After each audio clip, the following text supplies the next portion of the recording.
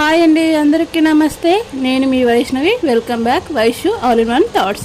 ఈరోజు మరొక మంచి డిజైన్తో వచ్చేసానండి. చాలా సింపుల్ డిజైన్, చాలా బాగుంటుంది చూడ్డానికి కూడా.